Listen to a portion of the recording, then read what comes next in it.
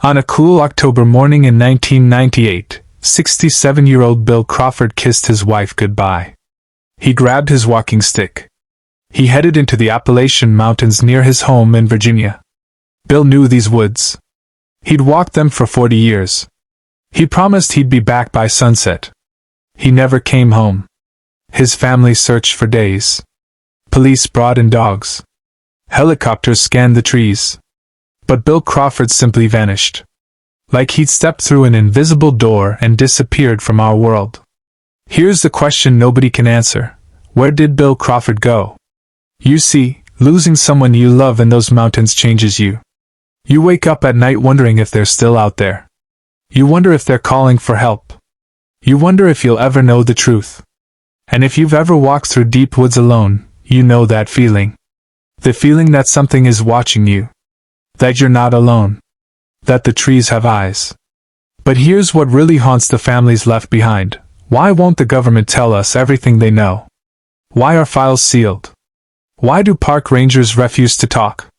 Because in the Appalachian Mountains, people don't just get lost. They vanish without a trace, and sometimes, the searchers vanish too. Narrator. The Appalachian Mountains stretch from Maine all the way down to Alabama. Over 2,000 miles of thick forest, deep valleys, and ancient peaks. Millions of people visit these mountains every year. Most of them come home. But some don't. According to official records, over 600 people have disappeared in the Appalachian wilderness since 1958. That's the official number. But researchers believe the real number is much higher. Some say it could be in the thousands. These aren't just hikers who wandered off the trail. These are experienced outdoorsmen. Park rangers. Hunters who knew the land. People who disappeared in areas they'd walked 100 times before. Take the case of Dennis Martin. He was 6 years old when he vanished in the Great Smoky Mountains in 1969. His family was having a picnic. Dennis ran behind a bush to scare his father. He was never seen again. Hundreds of people searched.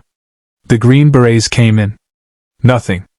But here's the strange part. Search dogs tracked Dennis's scent to a specific point on the trail. Then the scent just stopped. Completely. Like he'd been lifted straight up into the air. The official report says Dennis got lost and died of exposure. But his father heard something else that day. He heard a scream. Not a child's scream. Something much worse. Narrator. When people disappear in the Appalachian Mountains, search teams look for patterns. They want to understand what happened. But the patterns they find don't make any sense. One pattern is particularly disturbing: the shoes. In case after case, when missing people are finally found, they're not wearing shoes. Their boots are gone. Their socks are missing. Even in winter. Even in terrain so rough it would shred your feet in minutes. Jared Negretti was 12 years old when he disappeared in California's San Bernardino Mountains in 1991. His body was found years later, miles from where he vanished. He was found in an area that had been searched multiple times. And his shoes were gone. Authorities say people in hypothermia sometimes remove their clothes. It's called paradoxical undressing. But that doesn't explain why only the shoes are missing. It doesn't explain why the rest of their clothing is still on. And it doesn't explain the cases where people are found alive but don't remember removing their shoes. They don't remember how they got to where they were found. Some don't even remember their own names. One woman was found 30 miles from where she disappeared. She was barefoot. When asked what happened, she could only say one thing over and over. "He told me to follow him." Who is he? David Paulides is a former police detective. In 2012, he published a book called Missing 411. In it, he detailed something the government never wanted anyone to see: a map. This map shows where people have disappeared in our national parks and forests. But Paulides didn't just mark random spots. He marked locations where multiple people vanished in similar ways. Strange ways. What he discovered shocked him. The disappearances form clusters. Groups of cases in specific areas. And these clusters appear in some of the most beautiful, most visited places in America. places where millions of families hike every year. The Great Smoky Mountains has one of the biggest clusters. Yosemite has another. The Appalachian Trail, which runs through 14 states, has dozens of cluster points. But here's what's really strange. When Paulides asked the National Park Service for their records on missing persons, they said they didn't keep those records. No database exists. No official count. Think about that. Our government tracks everything. They know how many squirrels live in each park. But they don't track missing people? Or maybe they do track them. Maybe they just don't want us to see the patterns. Because if we saw the patterns, we'd start asking questions. Questions about what's really living in those mountains. Questions about what's been watching us all along. And those are questions they don't want to answer. Little Jared Atadero loved the outdoors. In October 1999, his father took him hiking in the Colorado Rockies. Jared was 3 years old. He wore a white shirt. He carried a teddy bear. The trail was easy. Other hikers were around. Jared's father looked away for just a moment. When he turned back, Jared was gone. A massive search began immediately. Volunteers covered every inch of the area. They found nothing. Not a footprint. Not a piece of clothing. Nothing. 4 years later, a man was hiking in a remote area miles away from where Jared disappeared. He found a child's skull. And a jacket. Jared's jacket. But here's the part that haunts investigators. The jacket was carefully folded. It was placed on top of a rock. And inside the jacket, someone had placed fresh berries. Fresh berries. 4 years after Jared disappeared. The coroner said Jared had died shortly after vanishing. So who folded his jacket? Who placed it on that rock years later? And who left those berries? Some people say animals moved his remains. But animals don't fold jackets. They don't arrange things carefully on rocks. Something else was there. Something that knew what it was doing. Something that left a message. But what was the message? Experienced hikers know the mountains have sounds. Birds call. Insects buzz. Wind moves through the trees. Even when you think the forest is quiet, it's full of life. Full of noise. But survivors of strange encounters in the Appalachian Mountains describe something different. They describe a silence. Complete silence. Mary Thompson was hiking alone in Tennessee in 2003. She'd been on the trail for an hour when she noticed something wrong. She couldn't hear anything. No birds. No insects. No wind. Nothing. She said the silence felt thick. Heavy. Like she'd walked into a room where the air itself had changed. She turned around to leave. That's when she felt it. Something was watching her. She couldn't see anything. But she knew. Every animal instinct in her body screamed at her to run. So she did. She ran back down that trail faster than she'd ever run in her life. When she reached her car, the sounds came back. Birds singing. Wind in the trees. Normal forest sounds. But she won't go back to that trail. None of the other hikers who've experienced the silence will either. They all describe the same thing, that feeling of being watched. That certainty that something is there, just out of sight. Park rangers have a name for these areas. They call them silence zones. And they know exactly where they are. But they won't tell visitors, because they can't explain what causes them.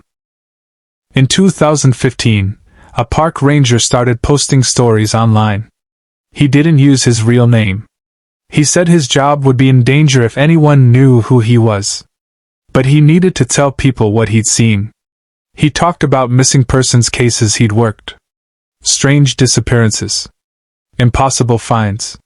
But one thing he mentioned stood out above all else: the staircases. Deep in the Appalachian wilderness, rangers sometimes find staircases. Old stone or wooden stairs that lead nowhere. They're just standing in the middle of the forest. No building nearby. No foundation. Just stairs rising up from the ground and ending in midair. The ranger said the first rule of his job was simple: if you find a staircase in the woods, don't go near it. Don't touch it. Don't climb it. Report it and walk away. He never explained why. But he said every ranger knows this rule. And every ranger knows what happens to people who break it. Hikers have reported seeing these staircases too. They described feeling drawn to them. An urge to climb them. Some do. And some of those people are never seen again. The ones who resist the urge and walk away say the same thing. They could feel something at the top of those stairs. Something waiting. Something that wanted them to climb. One woman said she saw a shadow move at the top. A shadow shaped like a man. But it was too tall. And it moved wrong. She ran. And later, she couldn't find the staircase again. Even though she knew exactly where it had been. It was gone, but it's still out there somewhere. What if I told you that some people who vanish don't travel through space? What if they travel through time? Kenny Veach went missing in 2014 near Area 51 in Nevada. Before he disappeared, he posted videos about a strange cave he'd found. He called it the M Cave. He said when he got near the cave, his body vibrated. He felt fear like he never felt before. He went back to find it again. He never returned. But Kenny's case isn't alone. There are dozens of cases where people disappear and are found days or weeks later in places that had already been searched. They have no memory of where they've been. Or they remember something impossible.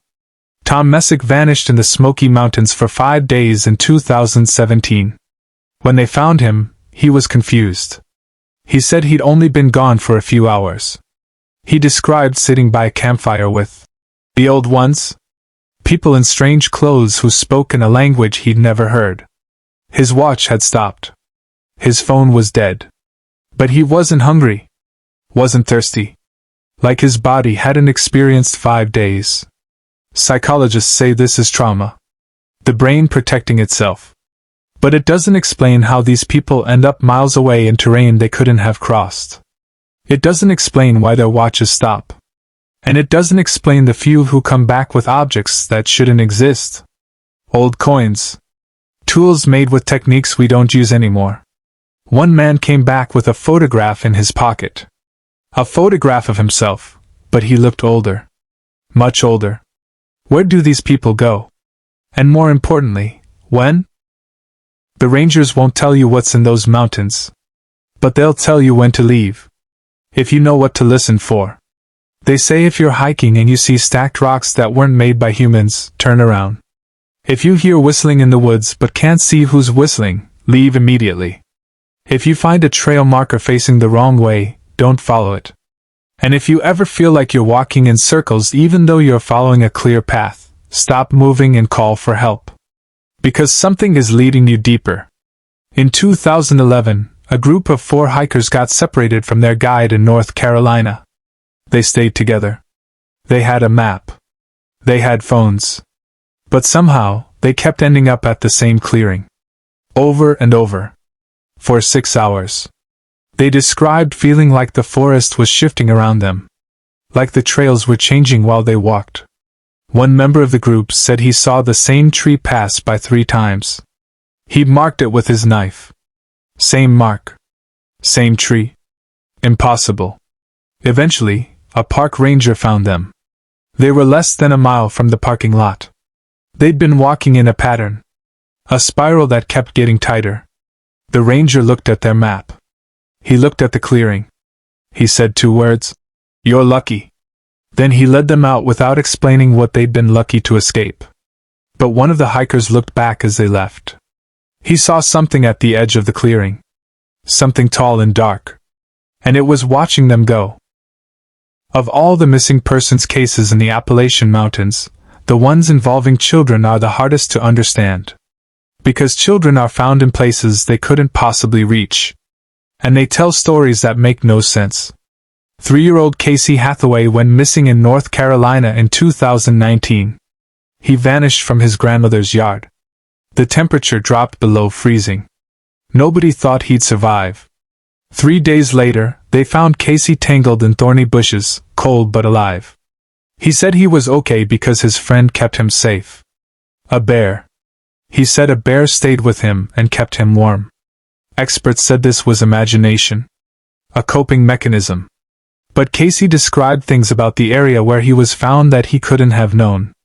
Details a 3-year-old wouldn't notice or remember. And he wasn't the first child to mention a bear. Multiple missing children who survived their ordeal have talked about bears. Bears that acted like people. Bears that talked to them. Bears that led them to safety or kept them hidden. Native American legends speak of shapeshifters in these mountains. Beings that can take animal form. The Cherokee have stories about the Nunahai, spirit people who live in the mountains and sometimes help lost children. Are these just stories? Or do these children see something we've forgotten how to see? Something that's been in these mountains long before we built our parks and trails. The children say the bear was kind. But they also say something else watched them. Something the bear was protecting them from. Something that wanted them to stay. So what's really happening in the Appalachian Mountains? Why won't the government give us answers? Some believe it's something ancient. Creatures or beings that existed before humans came to these lands. Things that know how to hide. How to hunt. How to take people without leaving a trace. Others think it's something stranger. Doorways to other places. Thin spots in reality where our world touches something else. Where time moves differently. Where the rules we know don't apply. And some think the government knows exactly what's happening. That they've known for decades. But telling us would cause panic. Would change everything we think we know about our world. Maybe all of these theories are true. Maybe none of them are. But here's what we do know. People are still vanishing. Every year. In the same areas. Following the same patterns. And the people who search for them are finding the same impossible clues. The missing shoes. The carefully folded clothing. The bodies in places that were searched a dozen times before. Bill Crawford's wife still lives in that house in Virginia. She's 89 years old now. She keeps his walking stick by the door. And every October, on the anniversary of his disappearance, she looks out at the mountains and wonders. She wonders if he's still out there. If he found something in those woods that day. Something wonderful or terrible. Something that changed him. Took him. She wonders if he tried to come home. And she wonders if someday, someone will finally tell her the truth. But deep down she knows. We all know. Some truths are too dark for daylight. Some mysteries were never meant to be solved. And some places in this world belong to something else. Something older. Something watching. The Appalachian Mountains keep their secrets. And those who go looking for answers sometimes become the next mystery to solve.